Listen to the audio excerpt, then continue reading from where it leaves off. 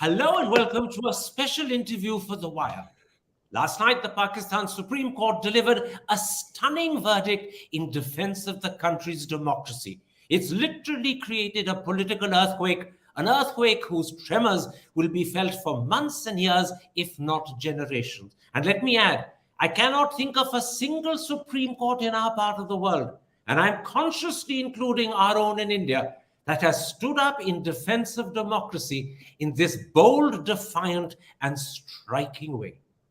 Joining me now from Lahore in Pakistan to talk about the Supreme Court's verdict and its implications for Pakistan's democracy and for the future, so far as we can see it today, is the country's foremost journalist, the editor-in-chief of the Friday Times, and the former caretaker chief minister of Pakistan's Punjab province, Najam Sethi. Najam Sethi, let me start with what must be the obvious question. How do you view last night's unanimous Supreme Court decision declaring the Deputy Speaker's ruling dismissing the no confidence vote as unconstitutional, countermanding the dissolution of the Assembly by the President, and ordering that the vote of no confidence must be held Saturday, i.e., tomorrow? How do you view that package?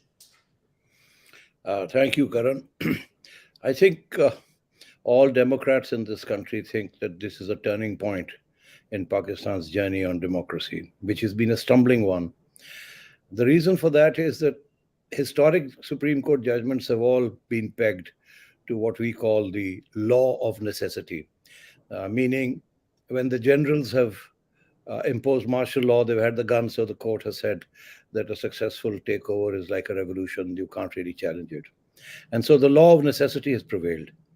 And yesterday, the law of necessity was on trial again, because there were arguments that although what had happened was unconstitutional, but the law of necessity demanded, in the national interest, it was quoted, that we move on and hold the elections that Imran Khan had ordered 3 months hence. And the court overturned that. The court said, no, the national interest is the interest of the Constitution, and there's no separate thing. And therefore, we think we have buried the law of necessity now for all times to come. Certainly, we hope so. So this is such a far-reaching judgment that the Constitution in its purity has been upheld, and the national interest has been equated with the upholding of the Constitution. This will go a long way in emboldening the court and the judges to stand up in defense of democracy and human rights. Am I right in saying that it's not just that the Supreme Court has struck down actions taken in the past by the Speaker or by the President? It's also given crystal clear orders about how people like the Prime Minister, the President, and Speaker must behave in the days to come, i.e., the order also applies to the future, and I believe right up till the new Prime Minister is elected.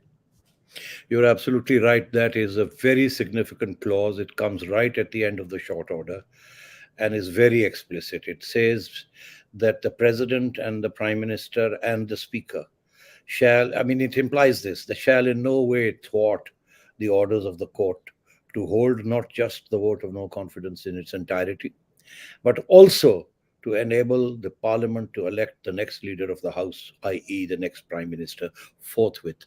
So that is a very profound intervention.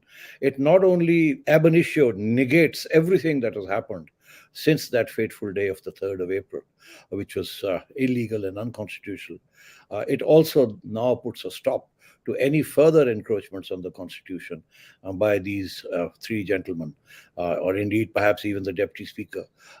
So I think this is people are discussing the implications of this, especially in view of the fact that the sitting Prime Minister, because the National Assembly has been restored, Imran Khan is still Prime Minister until he's dethroned tomorrow through the vote of no confidence.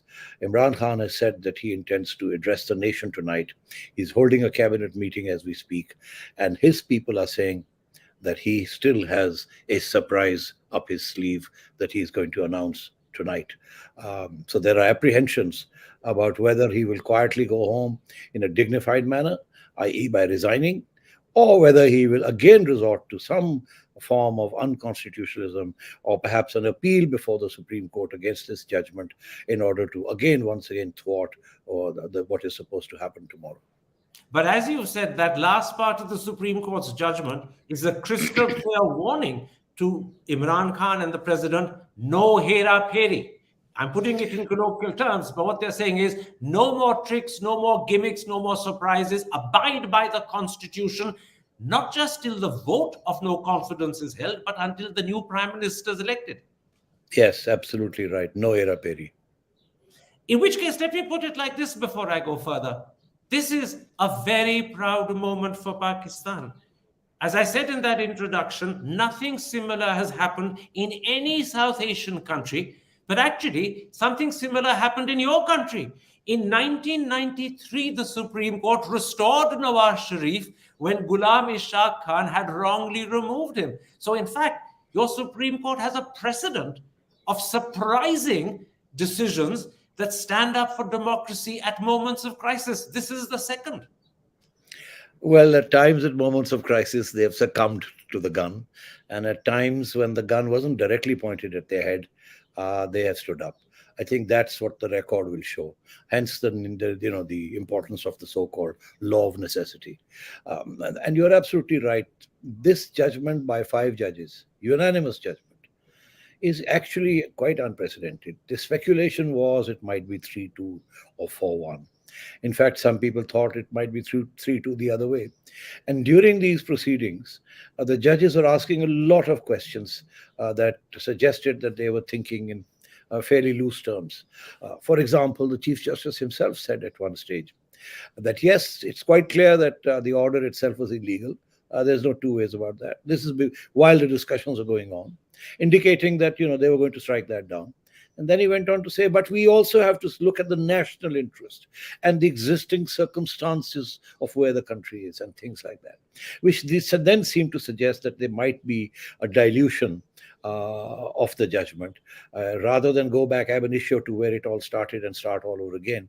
They might say, yes, that was illegal, and clearly that should not have happened, and we strike that down. But then they might have gone on and said, at least that was some people were speculating that now that elections have been ordered, and both opposition and government have been saying that they want elections. So what's the big deal? Why not just move along and now have these elections and let the people be the final arbiters of what needs to be done and who's right and who's wrong? And I say this because there's another precedence when something like this exactly happened. And that was in 1988 after Ziaul Haq perished in an aircraft. He had then dismissed a government and had ordered fresh elections 3 months hence. And This during is the that period, Junejo government. This is the Junejo government. this is the Junejo government. And Junejo had been sacked by Ziaul Haq. And Junejo's people had gone to the Supreme Court in appeal. Ziaul Haq perished in that 3-month period. The army chief, the new army chief, General Aslam Beg, went to the court and said, we don't restore Junejo. We want the elections process to go ahead. In any case, we not bring in back democracy. Those were non-party elections that had brought Junejo to power under a dictator. He's gone. So let's open it up. And the court at that time said, yes, that sounds reasonable. We think the dismissal was illegal. It shouldn't have happened. But now that we are moving on and there's a consensus in the national interest that elections should be held, so they ordered the elections to go ahead as scheduled. And so there was a fear that this time round, the same sort of thing might happen. Of course, the opposition this time was deadly against this, because that would have meant leaving Imran Khan in the seat to put together a caretaker government and carry on the quick elections, the process of following on with quick elections without any electoral reforms. Now, this is a critical point that actually came up during the court hearings when the Chief Justice called Shahbaz Sharif, the Prime Minister to be, to the court and said, I want to ask you a question. You have always said you wanted elections. Now the government has given you elections. So what's the big deal? Why are you taking a U-turn now and saying, no, first we have to come to power and then we'll order the next elections? And Shahbaz Sharif gave a very brilliant answer. He said, there's only one reason for that. We too will have elections, perhaps sometime this year. But we need to carry out some important electoral reforms because the Election Commission and those reforms were rigged by Imran Khan to facilitate himself in the next elections. And there's a consensus that in society, in the media, that those electoral reforms were very biased. So he said we need to fix that system so that the next elections are free and fair and are not tainted the way the 2018 elections were, because as you know, there were widespread understanding in society that those elections were rigged to bring Imran Khan to power. So that was a very persuasive argument. And I think at the end of the day, the court then realized that there was no going back to the law of necessity and circumstances. And any national interest in national interest of strengthening and going by the constitution, that was the best route to go. Absolutely. And to sum up that point that you made, the court now decided that the national interest is scrupulously observing the constitution, and that means scrupulously upholding democracy and the law of the land, which is why the fact that this was unanimous and all 5 judges agreed makes it even more important. There was no demurral, no difference in their opinion. Yep. It was not just the letter of the law, it's the spirit of the law of the constitution that has been upheld, which is why the proactive advice and instructions to the president and prime minister and speaker, meaning that you can't start clutching at various things and appealing and doing this and doing that and thwarting that process. But my sense is that Imran Khan might, I don't know his mind right now. There are people who are advising him to do the honorable thing and resign and sit in the opposition. And then there are people who are telling him, no, we can appeal against his judgment. We can try and delay it. We can try and get a stay order and blah, blah, blah, blah, blah. I understand. Let me now look forward on the assumption that Imran Khan and the president will listen carefully to the Supreme Court's warning, to use colloquial language, no hera-pheri, no tricks, no gimmicks, and they will not try to find a way of thwarting or scuppering this process. First of all, the vote of no confidence will be tomorrow, Saturday. Is it now almost certain Imran will lose, assuming he doesn't attempt any of his surprises? Well, the court has said that no later than Saturday, 10:30 a.m. It could have been today. They could have called Parliament today and said, okay, we'll do the vote today. So it's no later than 10:30. So there's a very specific limit attached. And also the fact that, they have to move on if the vote is successful to elect a new prime minister. So those are very specific instructions. And I say that the likelihood is that will happen tomorrow, barring, of course, the so-called surprise that Imran Khan has in store for us. And I'll give you just one example of the sort of rumors that are floating around. There is a rumor floated by the PTI and its supporters that Imran Khan may decide to impose an economic emergency. What has happened is that in the last 3 or 4 days, a follow-up on the deteriorating economy, the reserves of the state bank have fallen to a very low level equivalent to just 2 months of import bill. And on top of that, the dollar has shot up by 10 rupees, nearly 5% in the last 3 days. It's hit 190. It used to be 175, 176, and it's now hit 190. The stock market has crashed. The IMF program is on a standstill. They are not going to do anything until there's a new government in power. The budget is expected in May, and so it's going to be a tough budget. So there are all sorts of economic, and of course our relations with the United States are not good. Our relations with Saudi Arabia are not good, and so on. So Imran Khan may clutch at some of these arguments to say, I'm going to impose an emergency. And if there's an emergency imposed, then of course Parliament is suspended, as it were, during an emergency, in which case he could thwart this particular move.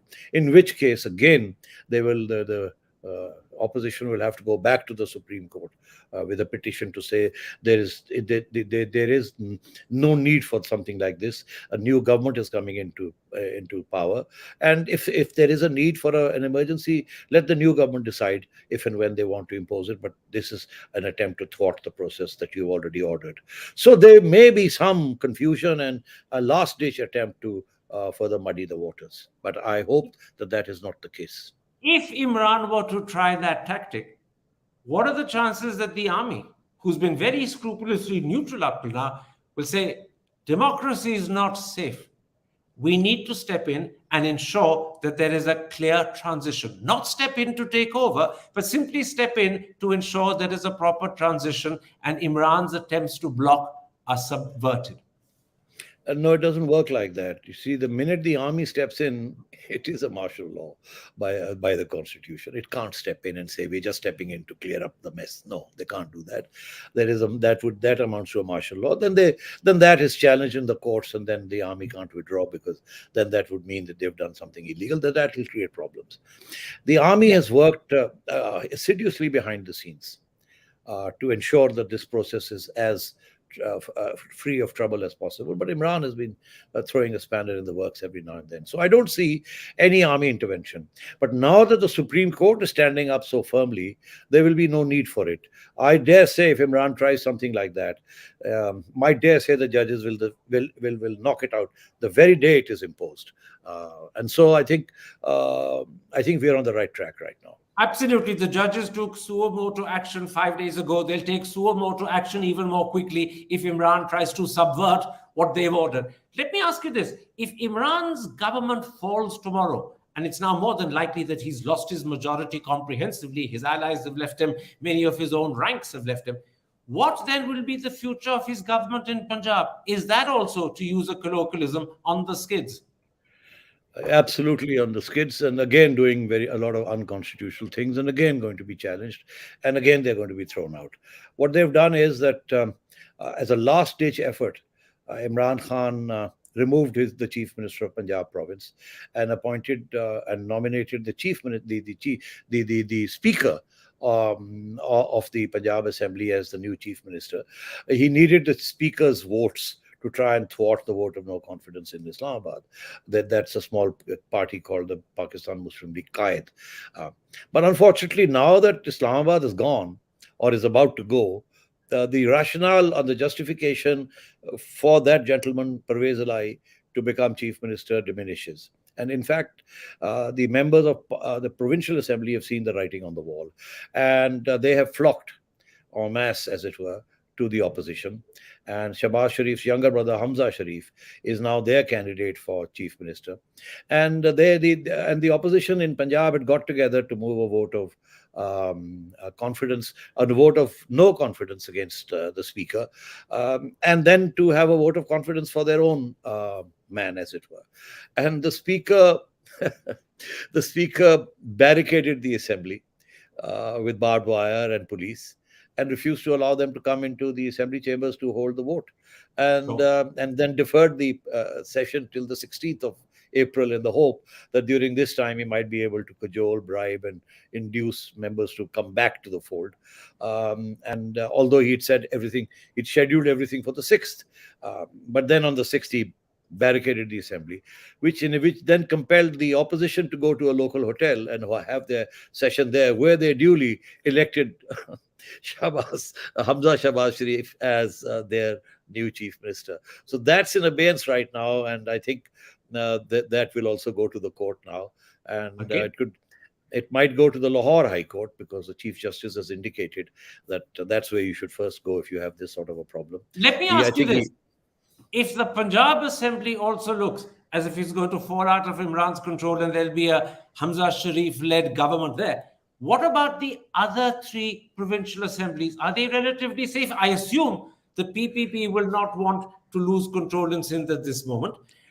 Imran probably has a majority in KP to hold on to that. What about Balochistan? Well, Sindh, of course, People's Party has an overwhelming majority. They're under no threat. And they have now stitched up their relations with their main opposition over there, which is the MQM, the old party that belonged to Altaf Hussain, and now is a separate entity. So the government and opposition have actually stitched everything up. And I think the People's Party is going to ask Shahbaz Sharif to give the governorship of Sindh province to the MQM in lieu of their support, both in Sindh and in Islamabad, for the vote of no confidence. So Sindh is stable, no issue. I don't think they're going to have elections for a year and a half. They're just going to sit pretty and consolidate their situation. KP is going to be touch and go, because right now Imran has a majority by virtue of some allies there as well. But my sense is that if Shahbaz Sharif becomes prime minister, Punjab is lost to Imran, also becomes a stronghold of the Muslim League, Nawaz, then my sense is the focus will turn within months, within a month or two, to KP, where the third big important partner of this alliance that has uprooted Imran Khan is the JUI, the Jamiyat-e-Ulema Islam, led by Maulana Fazl Rahman. Maulana Fazl has a very strong base in KP province, second only to Imran Khan. And I think will urge the new government in Islamabad to help him overthrow Imran Khan's government in KP so that he can also have a bit of a ride before the next elections are announced. So we can expect, after Islamabad, we can expect the action to shift to Punjab. And after Punjab, we can expect the action to shift back to Islamabad and then to KP. In the meanwhile, Balochistan is not going to be a problem. Balochistan has always been an outpost of the establishment and the ruling party. And I think that it's exactly what is going to be. Some of the new people who've supported the vote of no confidence from Balochistan will likely form help will likely be facilitated and helped by the federal government, the People's Party, and possibly even the establishment to set up a new government in Balochistan. That should be smooth sailing. Before we end, let's look a little down the road to the extent that we can see that far. It's pretty certain that the new prime minister after Imran is defeated will be Shahbaz Sharif. And it's also pretty certain he will not hold elections immediately. He'll do it perhaps in 8 or 9 months at the end of the year. And you said that he's already committed himself to the Supreme Court, that he wants time to amend some electoral reforms that were wrongly put in place by Imran Khan. What are the other changes that Shahbaz Sharif will look to tackle in the 8-9 months he gives himself? And what a priority will be in those, the emphasis he gives to the economy? Because I noticed yesterday, the State Bank of Pakistan increased the interest rate by a very steep 2.5%. And now the main interest rate is over 12%. You already talked about the economic crisis. How much of the focus in those 8 months beyond the electoral reforms will be on the economy? I think Shahbaz will have to fight on two fronts. He will have to get the reforms done, reforms in the electoral laws and also reforms in the media, to open up the media. And because Imran Khan had passed some very repressive laws. And so the media has been hoping that Shahbaz will focus on some of that. And thirdly, on the accountability laws. The National Accountability Bureau had become a bureau to witch hunt the opposition. And its chairman's term has expired. It needs a new chairman. I don't know whether they'll be able to do that or not, because it requires a consensus between the opposition leader and the prime minister. And in the earlier months, they couldn't get that done, Imran and Shahbaz. And now Shahbaz and Imran, I don't think they'll be able to get that done so easily. Still, those are things that need to be done. And I think they will pass some amendments or some laws to dilute the victimizing part of the NAB's laws. So I think these two on one side. And I think committees will be set up to do this quickly, while Shahbaz himself is going to focus on getting the economy back on track. And that's not going to be easy. Some very hard decisions will have to be taken, which will mean hardships all around. Some of those decisions Imran wanted to take but got scared and he didn't, which made matters worse. And now I think the real challenge for the next government will be, in the few months that it has at its disposal, it has to satisfy two critical constituencies. It has to satisfy the international community that says no more loans, no more funds, no more grant unless you fix yourself and live within your means and pay back your debts, which means the IMF program, which means deflation, which means cutting down on expenditures and so on, and raising taxes. On the other side are the people who have given so much support to the opposition and stood up against Imran Khan because of Imran Khan's mismanagement. They will want relief. They will want relief from electricity prices. They will want relief from petroleum prices. They will want relief from fertilizer prices. Everything that has gone up and made life miserable for them. How is Shahbaz Sharif going to balance the demands of the IMF to increase taxes, cut down spending, and on the other hand, the demands of the masses, which is spend more on us, give us more. We are in dire straits. And I think somewhere pockets will have to be cut and hands dipped into pockets to do that. And the only money there is with the rich. So how will Imran Khan, Shahbaz Sharif do that? I think that's going to be the big challenge. And mind you, last word, if he fails, He may be able to address the concerns of the international community, but if he fails to address the concerns of the people of Pakistan, which have to do with inflation, debts, unemployment, impoverization, then the next election is going to be an open election. And 6 months down, 9 months down the line, this very public that is supporting Shahbaz Sharif and Nawaz Sharif may turn against them and go back looking for Imran Khan, the great patriotic nationalistic savior. At least during his time, they felt proud. Now, if they're not going to feel proud for standing up to the great Satan America and so on and so forth, at least they will want the new prime minister and the new government to give them something for their troubles in the last 4 years. I'll come to that point in a moment's time, but let me first put to you, how much of a challenge would it be for Shahbaz Sharif to handle the army? I know that the army will be sympathetic and supportive because they were neutral right through this troublesome transition that is ending. But one of the problems he faces is that the Army Chief General Bajwa's term ends in November. How difficult would it be to choose a new Army Chief? I imagine General Bajwa is not going to be open for another 3-year term. A couple of quick points. The first thing is, of course, that Shahbaz has excellent relations with the military establishment. The second point is that they trust him more than they trust anybody else. He's never stood up against them. He's always said, right, we'll work together. And he's always compromised, which is what they like, work together. And the third thing is that they have worked very hard. I mean, recently, we hear of a meeting that the army chief had with officers up to the rank of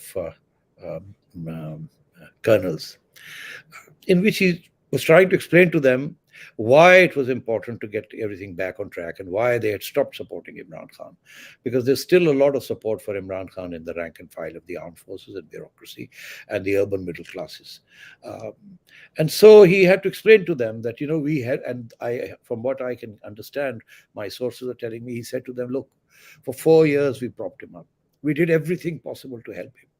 But, he just had this suicidal mission, and he kept stepping on his own toes. We helped him at every stage. We stood on the same page with him. We protected him. We defended him. We propped him up.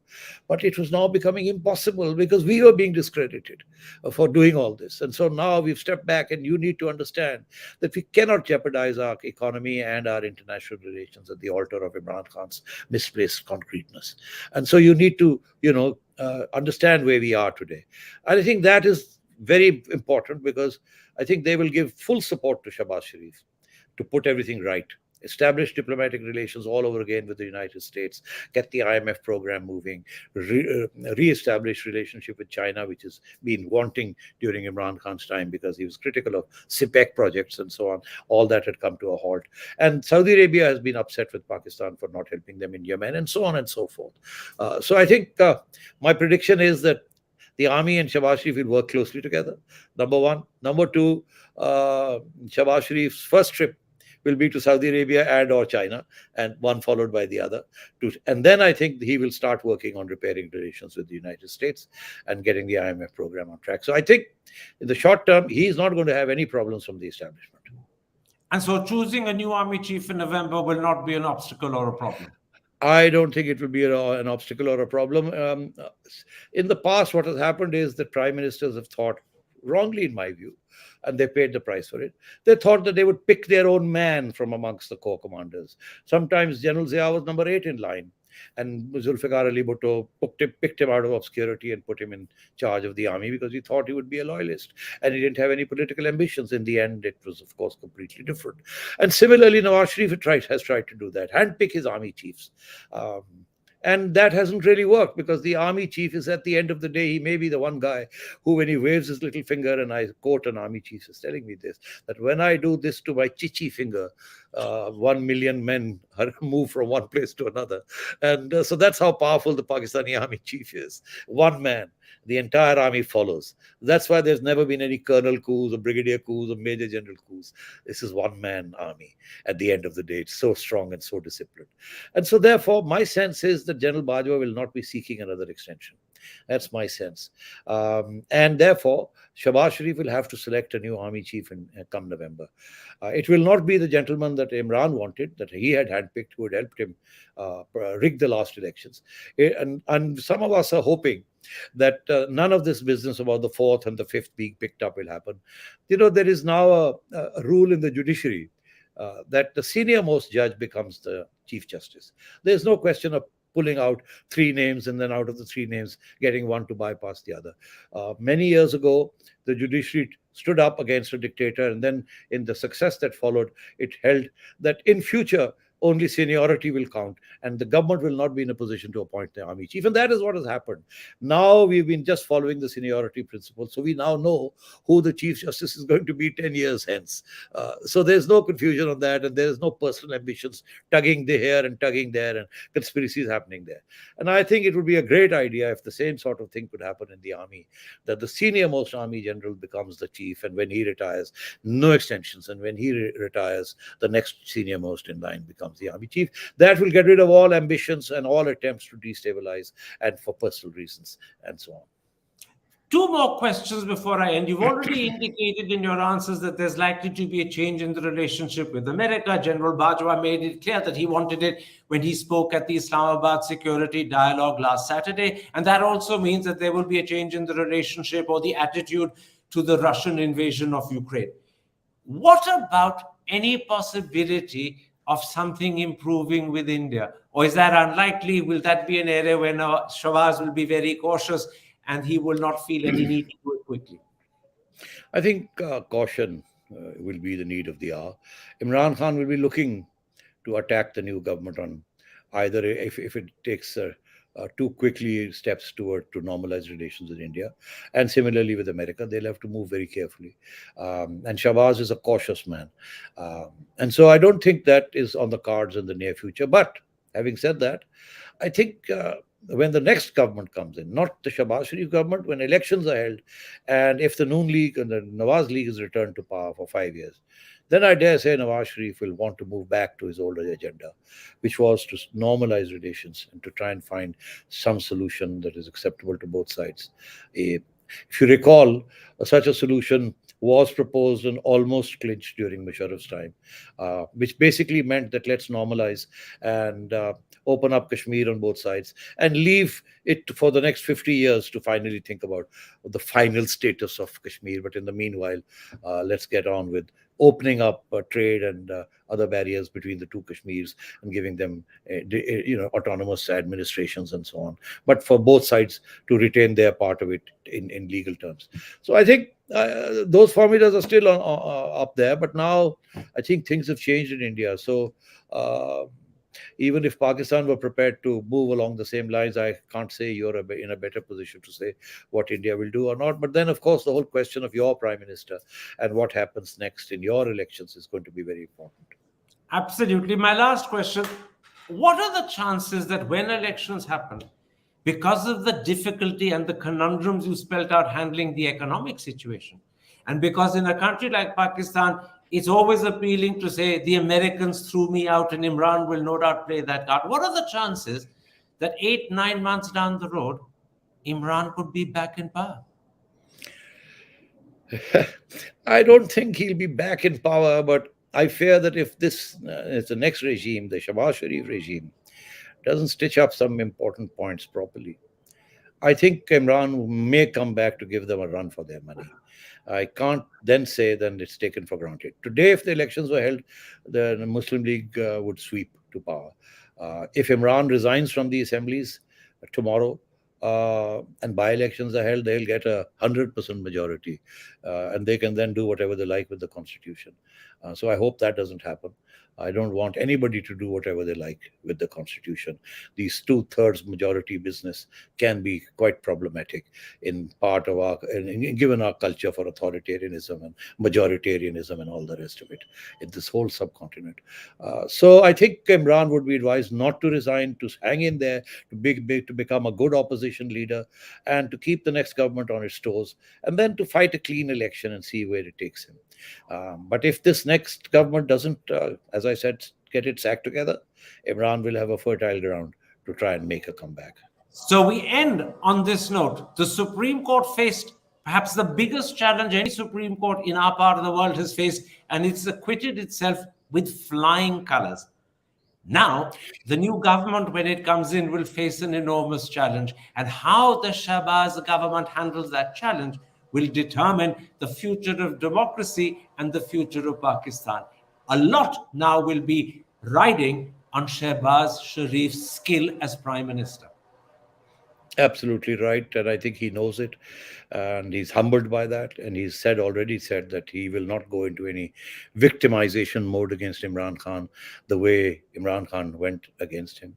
He's asked Imran to join hands with the rest of the parties to build a national government of sorts that can cope with these problems in the interim. I don't think Imran will rise to the occasion. I think he will do everything he can to undermine this next government. That's politics.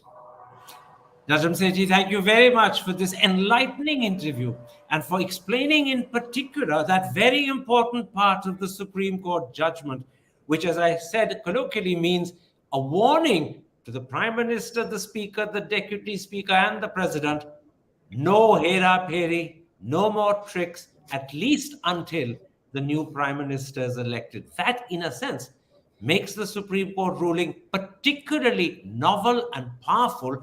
And I don't believe I can think of a court that has ruled not just over what's happened in the past, but given clear orders about how you behave in the future.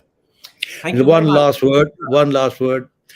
2 weeks ago, I wrote an editorial welcoming the new Chief Justice, Umar Ata Bandial. And my parting words were that you are going to be heading a court at a very critical moment in history. And what you say or do will determine many things, for better or for worse. And today I tweeted, I said, you're the history man. That's a wonderful way of putting it. The Chief Justice of Pakistan is the history man. He has truly made history for himself and, much more importantly, for his country and its democracy. Thank you very much indeed, Najam Sethi. Take care, stay safe. Good luck to your country. Thank you, Karan. Thank you.